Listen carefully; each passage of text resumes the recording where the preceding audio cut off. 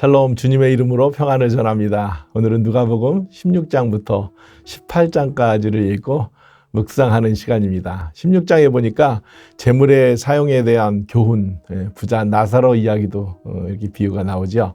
17장은 바른 믿음과 재림에 대한 교훈이 나오고 있습니다. 또 18장은 기도와 영생에 관한 교훈을 말하고 있습니다.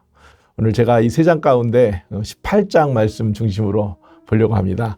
불의한 재판관에게 억울한 일을 간청하는 과부 이야기입니다. 혼자 사는 사람이 너무나 억울한 일이 많아서 불의한 재판관에게 이야기하죠.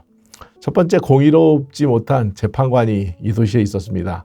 재판관은 공의를 중심으로 그것을 판단하는 자여야 되는데, 오늘 본문에 보니까 하나님을 두려워하지 않고 사람을 무시하는 재판관이 있었다, 이렇게 말합니다. 신명기 16장 18절에 보니까 내 하나님 여호와께서 내게 주시는 각 성에서 내 지파를 따라 재판장들과 지도자들을 둘 것이요 그들은 공의로 백성을 재판할 것이니라. 공의로 백성을 재판해야 되는데 기득권자들, 어떻게 보면 재판관들은 좀 기득권을 가진 자들인데, 힘이 있는 자들인데 공의롭지 못한 그런 재판관이 있었죠. 그런데 힘없는 약자, 과부의 끈질긴 요청이 18장에 나옵니다. 과부, 혼자 사는 사람에게는 보호받아야 될 약자이지요. 성경에서도 그래서 이 약자들에 대한 표현들이 참 많이 나오는데요. 이사야서 1장 17절에 보니까 선행을 배우며 정의를 구하며 학대받는 자를 도와주며 고아를 위하여 신원하며 과부를 위하여 변호하라 하셨느니라. 혼자 사는 사람들을 위해서 변호할 수 있는 약한 자들을 잘 보호하라고 말했는데, 3절에 보니까 18장 재판장에게 자주 가서 원한을 풀어달라고 이 과부가 요청을 합니다. 그러니까 귀찮아서 정말 어쩔 수 없어서 자꾸 안 그러면 나를 더 괴롭게 할 것 같아서 들어준다, 이런 비유가 있죠. 저는 기도에 대한 교훈을 이야기하면서 이 말씀을 하거든요.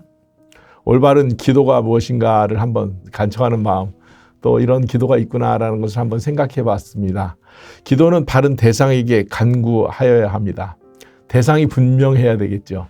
하나님이 우리의 기도에 들으시는 자고 하나님이 주관자이심을 우리가 기억하는 것 굉장히 중요합니다.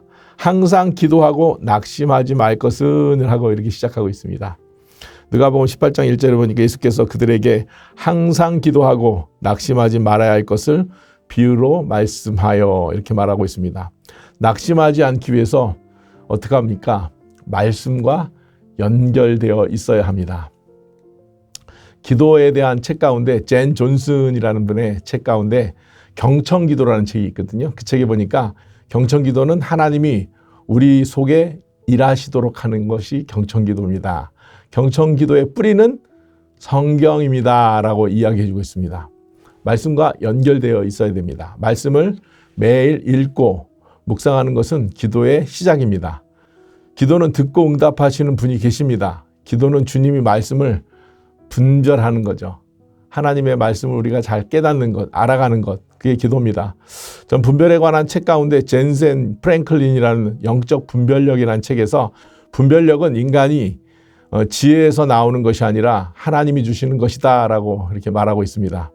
이 분별을 문을 여는 데는 세 가지 열쇠가 있다, 이 책에서는 이야기하고 있습니다. 제가 예전에도 한번 매일의 묵상 때 한번 언급한 적이 있는 것 같습니다. 첫 번째 열쇠가 뭐냐면요, 인내입니다. 하나님을 기다릴 줄 아는 것, 하나님을 기다리라. 분별의 두 번째 열쇠는요, 경청, 듣는 겁니다. 위기에 처할수록 잘 들어야 합니다. 세 번째, 기도입니다. 분별의 문을 여는 열쇠의 세 번째, 기도. 응답받을 때까지 구하라, 이렇게 말하고 있어요. 응답받을 때까지. 하나님께서 이러한 기도를 우리에게 허락하셨는데, 기도의 목적은 사람의 뜻이 하늘에서 이루어지도록 하는 것이 아닙니다. 하나님의 뜻이 이 땅에 이루어지도록 하는 것입니다.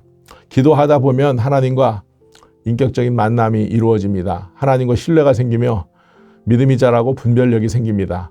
말씀을 통해 힘과 소망이 생깁니다. 오늘 과부의 기도를 이야기하면서 우리가 어떻게 기도해야 될지를 다시 한번 생각해 주게 합니다. 믿음이 있을 때 기도하죠. 간구하고 강청하는 것. 네. 다 할 수 있는 것 같지만 그렇지 못해요.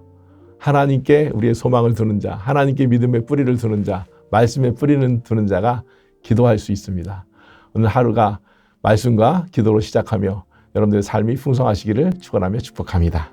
우리의 기도를 들으시고 응답하시는 하나님, 매일 하나님께 드려지는 기도가 믿음의 기도가 되기를 원합니다. 우리에게 흔들리지 않는 믿음과 바른 기도를 가르쳐 주옵소서. 항상 기도함으로 낙심하지 않게 하시고 주님의 뜻을 분별하는 지혜를 주옵소서. 인내와 경청을 배우게 하시고 주님과 바른 관계로 날마다 기쁨이 넘치게 하옵소서. 예수님의 이름으로 기도합니다. 아멘.